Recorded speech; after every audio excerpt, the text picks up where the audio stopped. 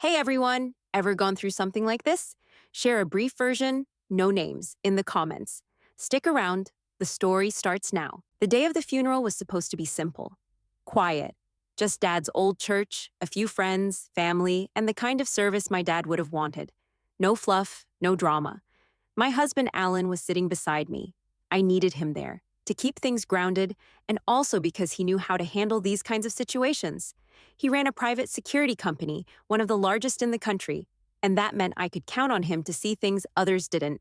The service was in full swing when Alan leaned over and slipped his phone into my hand. I glanced down. The message read, "Don't react.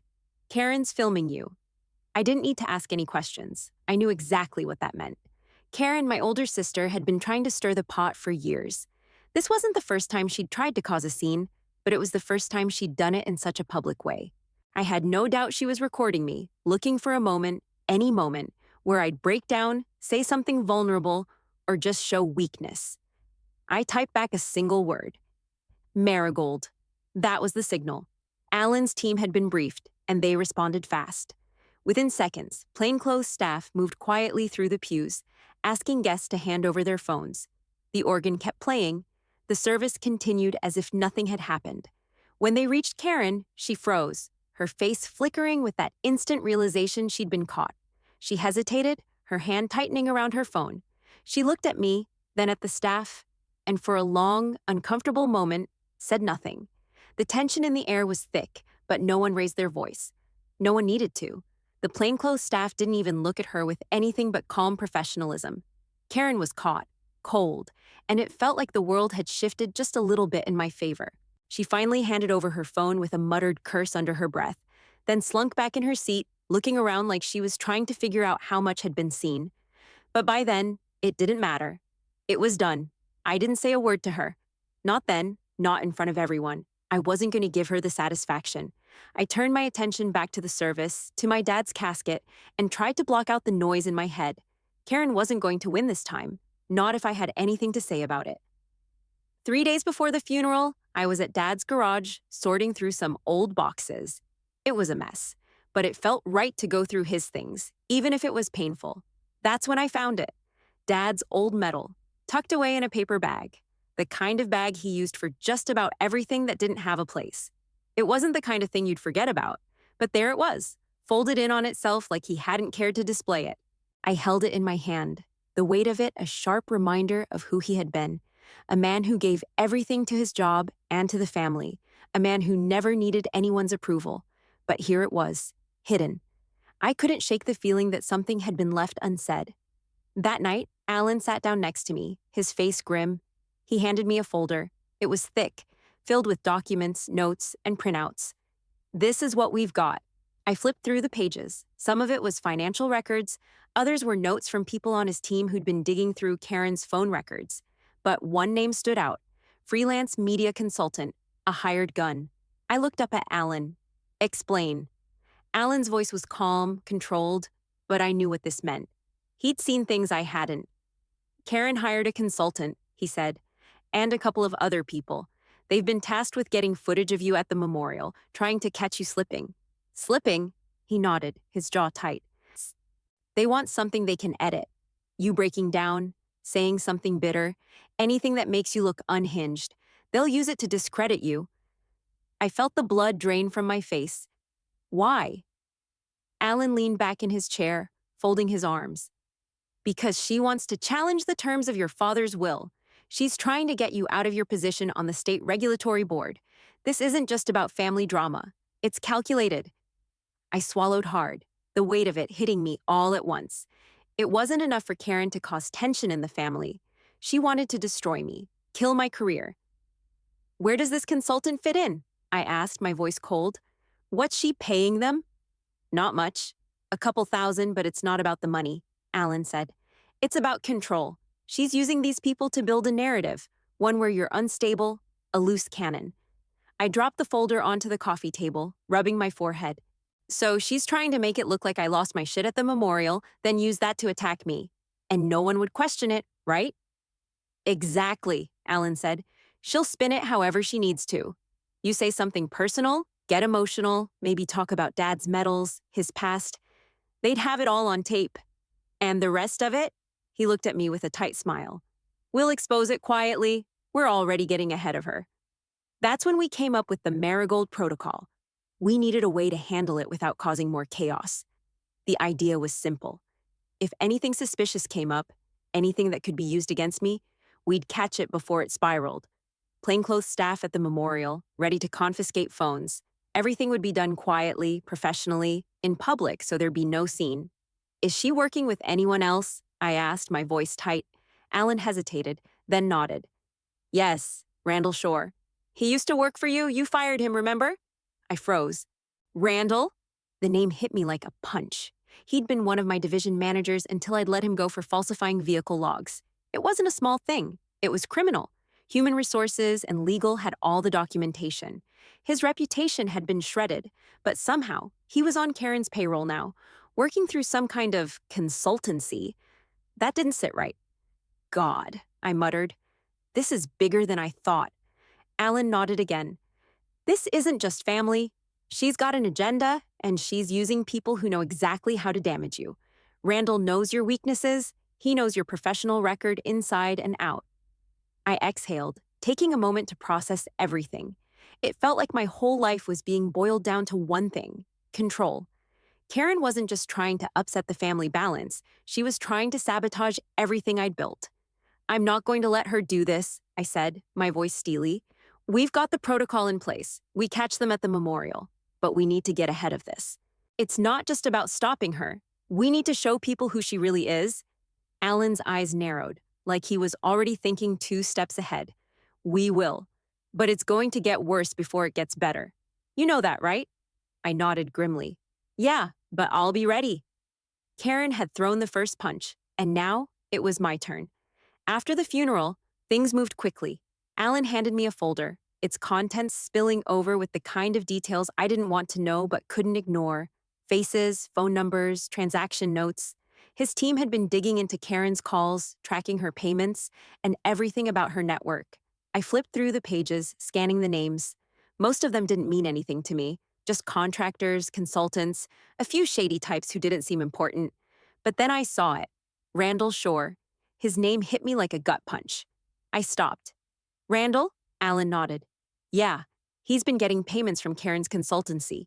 He's in it? I could feel my stomach twist. Randall had been one of my division managers until I'd fired him. The guy had falsified vehicle logs, a big deal in logistics. Not just a mistake, but a deliberate attempt to hide violations that could have cost the company hundreds of thousands. I'd reported him, of course. HR and legal had all the records, the entire paper trail, the damn logs. He was done, out of the industry. No way in hell he'd ever get back in. But now, here he was, part of Karen's plan, under the guise of some consultancy. I didn't like it, not one bit. How the hell did she get to him? I muttered. Alan leaned back in his chair. She knows exactly what she's doing. Randall's got an axe to grind with you. You fired him, destroyed his career. He's been bitter about it ever since. And Karen knows that. She's using him as a pawn. I rubbed my forehead. This isn't just family drama, is it? She's building something bigger. No, Alan said, his voice cold. This is about destroying your reputation. Karen knows she can't take you down on her own. She's got Randall helping her, and he knows exactly how to go after your professional record. If she can't get to you through emotion, she'll go after your credibility. I felt the weight of it all. It wasn't just about the family squabbles anymore. Karen wasn't trying to get a bigger piece of Dad's estate. She was trying to burn me down, piece by piece. This wasn't about inheritance. This was about eliminating me, making sure I had nothing left to stand on.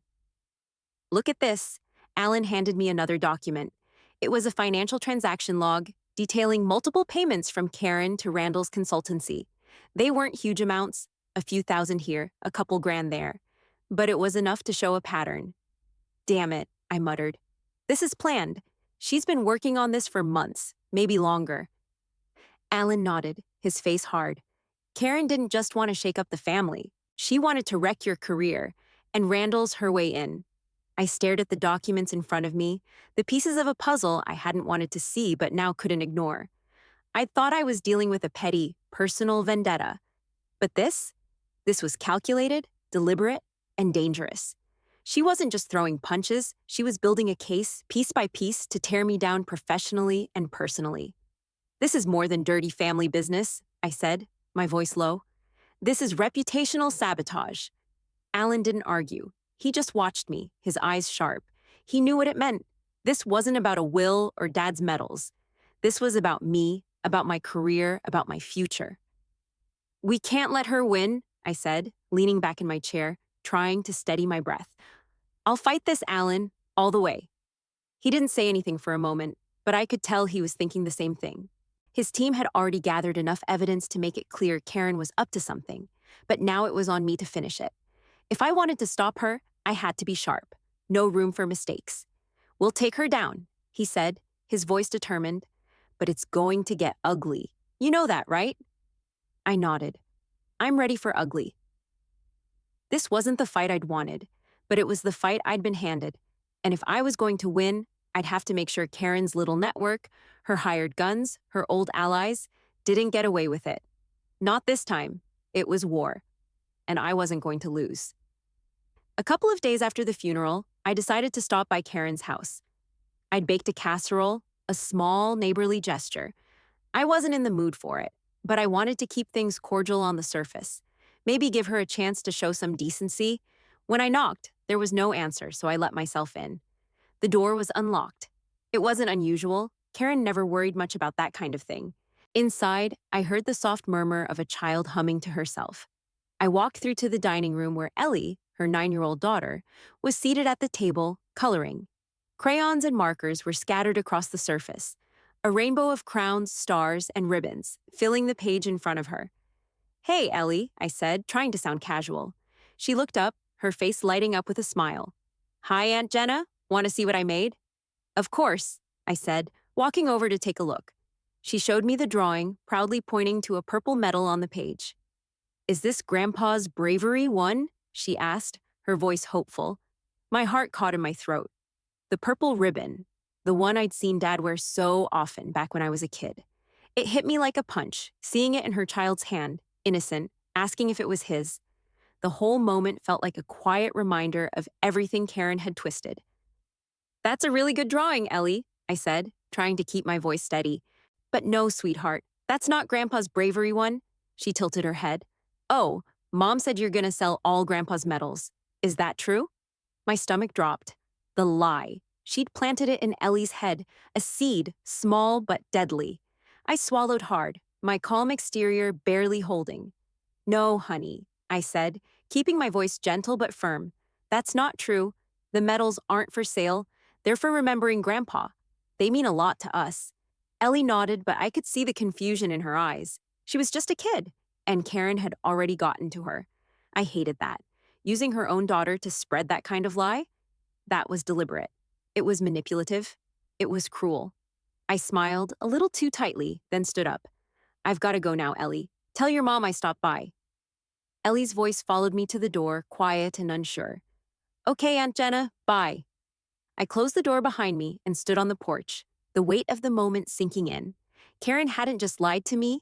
She was using Ellie as a tool to push a story, to spin a narrative that wasn't even close to the truth. I made my way to the car, feeling the heat of frustration rising in my chest. I tried to play nice. I tried to keep things civil. But this was the last straw.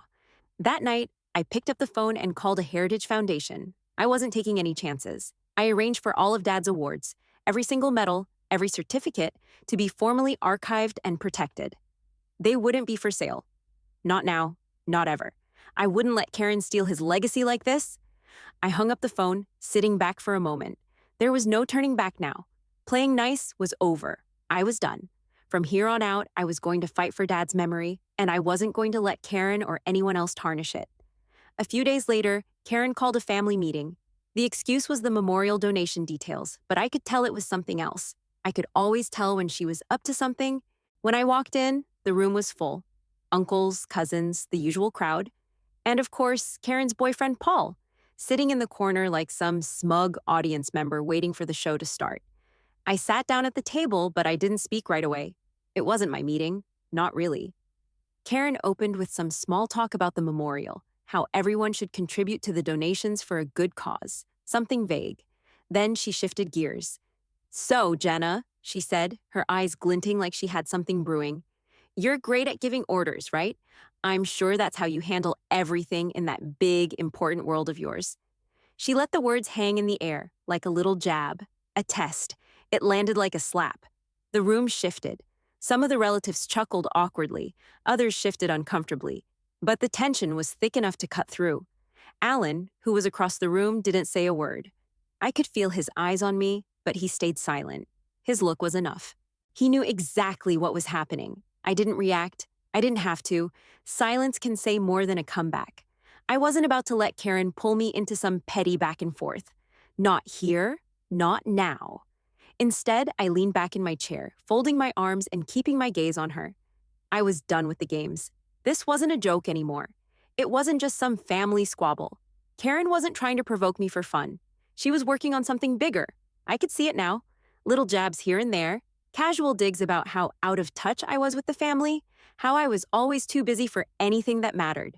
Every word from her was a seed, and she was planting them everywhere. Karen didn't want a confrontation. She was building a case, chipping away at my reputation, planting doubts in everyone's mind. This wasn't random. It was part of a long play. She wasn't just trying to start a fight, she was trying to control the narrative. She was painting me as the cold, out-of-touch executive, the one who couldn't relate, who didn't care about the real world. She knew that if she kept doing this over and over, she could make everyone believe it. And when she had them all doubting me, that's when she'd make her move. I didn't say a word, but I logged that moment mentally. I wasn't about to get dragged into her drama, but I was paying attention. Karen was working hard, quietly, to take me down, and I wasn't about to let her win. When the meeting finally wrapped up, I kept my expression neutral. I didn't need to say anything.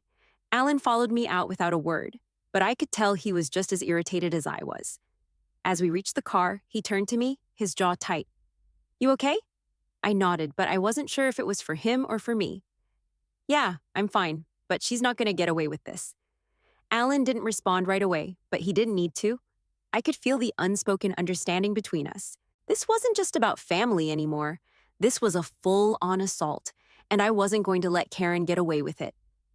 The next morning, Alan handed me an envelope. It was thin, unmarked, and already sealed. I took it without asking, my eyes on him. His expression said everything. I opened it carefully, pulling out a flash drive. "What's this?" I asked, though I already knew. Alan didn't say anything, just nodded toward the desk where I was sitting. I plugged it into my laptop, my fingers stiff. When the file popped up, it didn't take long to hear what I needed to hear. The audio was clear, crisp. I recognized Karen's voice immediately. "Just get her losing it. Doesn't matter how. One breakdown, and she's done." Her words were cold, calculating. I hit pause, a chill creeping down my spine. It wasn't just talk. This was a plan, a strategy. I hit play again.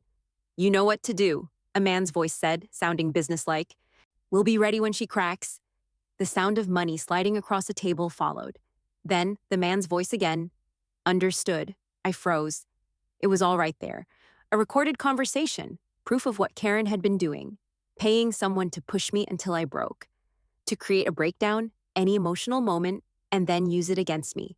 It wasn't just a misunderstanding or the grief that had been playing into the mess. No, this was intentional character assassination. I leaned back, taking a moment to process. The weight of it hit me all at once. Karen wasn't just causing drama. She was methodically planning every step, creating a narrative to ruin me, one calculated move at a time. I could feel the anger building, but I kept it in check. I needed to focus. This was the proof I'd been looking for, the one thing that could bring her down. I added the file to the binder I'd been building. Notes, emails, recordings, all of it. Each piece of evidence getting us closer to the endgame. I flipped through the pages of the binder, the words and names coming together like puzzle pieces. I had proof now. I had motive. I had a pattern. Everything Karen had been doing, all the little lies and manipulations, had led to this moment. It wasn't just her trying to hurt me. This was a calculated campaign. The question wasn't if she was trying to ruin me anymore. It was how far she'd go. I sat back, my fingers drumming on the desk. She had underestimated me. All her moves, all her sneaky tactics had been out in the open now, and I wasn't going to let her win. Not this time. I looked at Alan, who had been watching quietly, waiting. "We've got her," I said, my voice steady. Alan nodded. "We do. But now it's time to hit back. Hard." I could feel the tension in the air, the weight of the fight ahead. But for the first time, I wasn't just defending myself, I was armed, with proof, with a strategy of my own. And I wasn't going to let Karen's lies stand. Not now, not ever. 3 days later, I was sitting at my desk when Alan walked in with his phone, his face unreadable. He handed it to me without a word. I glanced at the screen. The video was already making the rounds. There I was, holding Dad's medal, then tossing it into a trash bin. The camera angle was a little shaky, but you could see my face clearly enough. Then, the voice, my voice spots, saying, "It's just a piece of metal." I hit pause, my stomach twisting. I'd seen enough. I knew exactly what they'd done. The footage was spliced, two separate events mixed together. One clip had been filmed when I was packing up Dad's keepsakes. I'd held the medal for a second, but only as part of sorting through his things. The other clip? That had been from a community donation drive months earlier when I threw out an old appliance. Two moments, mashed together into something that made me look callous, disrespectful, and, above all, unstable. I handed the phone back to Alan, who had been watching me. "It's fake," I said flatly. "Tech team confirmed," Alan replied. "Audio's been doctored. They've spliced in that line from the keepsakes clip and matched it with the trash bin footage. It's a clean edit, but it's fake." I nodded, the frustration building in my chest. "Doesn't matter, it's already viral. It's everywhere." By the time I checked my email, articles had already started popping up, accusing me of everything from disrespecting my father's legacy to outright fraud. The comments flooded in, each one worse than the last. A disgrace. Unfit to lead. How can someone like this be trusted? It was relentless. The comments, the tweets, the headlines. Every angle of the video was dissected and distorted. Some said I was mentally unstable, others hinted at deeper issues. But it didn't matter how many times I told myself it was a lie. The damage was done. The seeds of doubt were planted, and they were spreading faster than I could keep up. But I stayed quiet. I didn't respond to the rumors, the lies, or the accusations. Not right away. I wasn't going to give them the satisfaction. Instead, I went to work. I didn't need to scream about how fake it was or try to defend myself in the public eye. I had a plan. I had the evidence. I pulled out the binder, flipping through the pages. The recordings, the financial trails, the phone records, all leading to Karen. But now, with the video, I had something new, something more damaging. They had crossed a line, and that line would become their undoing. Alan's voice cut through the silence. "We've got the tech team's analysis, the metadata from the footage, everything we need to prove it's fake. We just need to make it public." I glanced at him, a sharp edge to my voice. "And we will. But this needs to be done right. We hit them with everything at once." Alan nodded, his jaw set. "We will. But we're not reacting in panic. We're reacting with facts." I took a deep breath, focusing on the next move. The internet could burn through rumors faster than wildfire, but it was the truth that had to come out. Methodically, carefully, I wasn't going to let Karen's twisted little scheme ruin everything I'd worked for. So, while everyone was waiting for me to crack under the pressure, I stayed focused. I kept building the case, knowing that when the truth hit, it would be so overwhelming, no one would be able to deny it. But for now, I watched the chaos unfold around me, calm on the surface, my mind working 100 steps ahead. Let them think I was finished. Let them spread their lies. I wasn't going down without a fight. A few days after the video went viral, I got an unexpected invitation from a local veterans group. They were hosting a small dedication event and asked me to speak. At first, I almost turned it down. The last thing I wanted was to stand in front of a crowd, with everything still hanging in the air. But then, I thought about it. I'd spent enough time responding to the lies. Maybe it was time to go on the offensive. I didn't want drama. I just wanted the truth out. And there, in front of a crowd that respected my father's service, was the perfect place to do it. I arrived early, the weight of everything still pressing down on me, but I pushed it aside. The event was small, intimate. Just a few people gathered around, nodding politely as I took my place at the front. I spoke briefly about Dad, about his legacy, about what his medals had meant to him and to me. Then I turned it over to the registrar. He confirmed, in front of everyone, that every single one of Dad's medals had been under protected custody, properly archived and safeguarded, just like I'd arranged after that visit to Karen's house. I paused, letting the words sink in before I did what I came here to do. I reached for the laptop beside me, connected it to the projector, and hit play. The audio file I'd collected, Karen's voice, clear as day, rang out through the speakers. Just get her losing it. Doesn't matter how. One breakdown, and she's done. The room was silent save for the click of the audio file. I saw a few heads turn toward each other. Whispers started. But I didn't pause. I kept going. Next, I pulled up the doctored video. It was the same one that had gone viral, the one they'd used to accuse me of disrespect. I showed it side by side with the original clips. The community donation footage, the one where I threw out the appliance, clearly marked with the date, and the keepsake footage, where I'd simply handled the metal, showing nothing but reverence for it. Then, I handed it over to a data analyst from Alan's team. He stood up and calmly walked the room through the evidence, the metadata, the editing timestamps, the tech analysis that proved the footage had been manipulated. He explained how they'd spliced the audio, how they'd matched the clips from different events to create a false narrative. The room had gone still. Some people shifted uncomfortably in their seats, eyes glued to the screen. The shock was visible, but what struck me most was how few of them spoke up. They couldn't, not when the truth was laid out so plainly. When the presentation ended, I gave it a moment, watching as people processed what had just happened. They couldn't unhear what they'd heard. They couldn't unsee what they'd seen. One of the veterans, a man who had been quiet up until then, cleared his throat. "So, this is what it's been about?" I nodded, my voice steady. "Yes, this is what it's been about." A few murmurs rippled through the crowd, but there was no more doubt. The lies, the manipulation, it was all exposed now. The registrar spoke next, confirming that the medals had been legally protected, as if reinforcing the point. "Everything has been archived, as it should be," he said, nodding in my direction. I didn't stay for long after that. No need. I had said what I needed to, and the truth had been heard. As I walked out, I felt a strange sense of relief. It wasn't over, not yet, but this was a step forward. Karen had gambled on tearing me down, and here, in front of a room full of people who respected the truth, it had backfired. There was still more to do. But for the first time in weeks, I felt like I had the upper hand. The courtroom was cold, the kind of cold that made everything feel sharp and distant.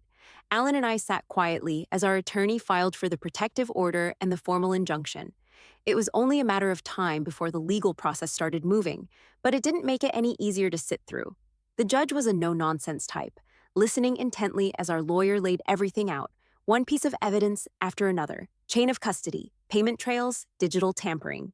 Every time our lawyer presented something, I could feel Karen's position slipping further away. Her attempts to ruin me weren't just malicious. They were methodical, planned, and now they were unraveling in front of everyone. I didn't look at Karen while our lawyer spoke. She was sitting there, quiet, her face a mask of frustration.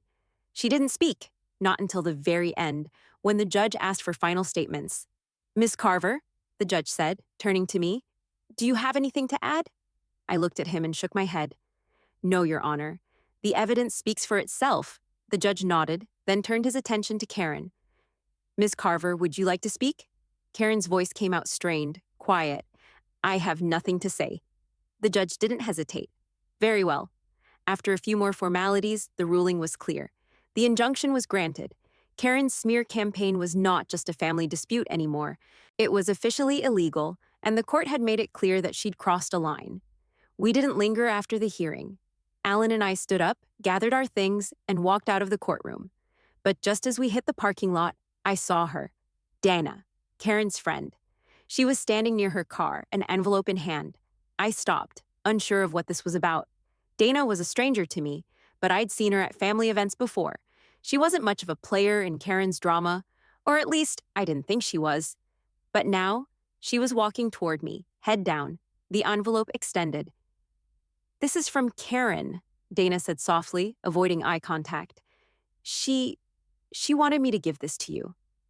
I hesitated, then took the envelope. It wasn't sealed, just folded in half, the edges worn from being carried around. Inside, there was a handwritten note. "I was wrong. Don't protect me." I stared at the note for a long moment.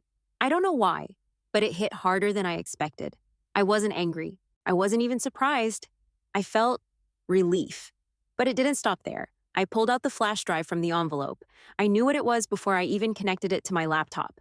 Everything Karen had tried to hide, all the back channel payments, the fake invoices, the strategy notes from Randall Shore, it was all there, cleanly organized, no more guessing.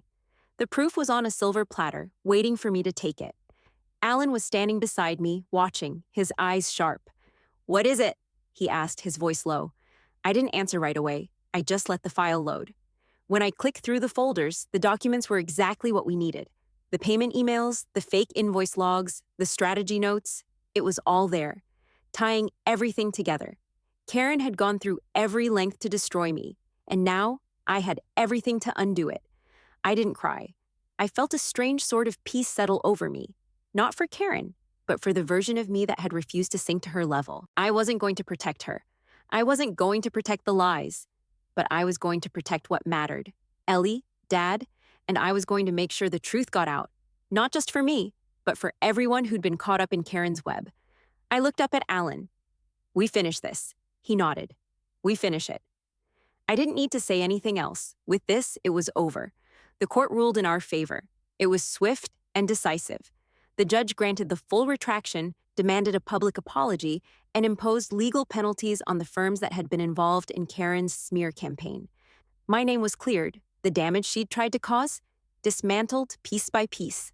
I didn't feel any rush of victory when the ruling came down. It was just the end of a long battle, one that had taken everything I had to defend against. As we left the courthouse, I saw Karen standing near the exit. She didn't look at me. I didn't need her to. She couldn't meet my eyes, and I didn't care. She'd tried to break me, and now the court had spoken. Her game was over. Alan and I walked out together, silence between us. There was nothing more to say. A few days later, I stood in the kitchen preparing dinner when I saw a dark car slow as it passed our house. It didn't stop, but it lingered just enough to be noticed. My gut tightened. I went to the front door, opened it, and stood on the porch, watching the car. It didn't drive by again, but I'd already logged the license plate number and notified the investigator. They were still watching, still hoping for something. But the fear they were banking on? It didn't land. I wasn't rattled. That night, I stood on the porch again, looking out into the darkening sky, thinking about Dad, about what it meant to actually defend something real, something worth fighting for. This wasn't revenge. It was repair. And repair holds longer. The fear, the tension, it all felt distant now. I had cleared my name, protected what was mine, and exposed the truth for everyone to see. I wasn't finished yet, but I'd won the most important fight. The rest? It would come, but it didn't need to happen in a hurry. I took a deep breath, knowing this peace would last longer than anything Karen could ever take from me.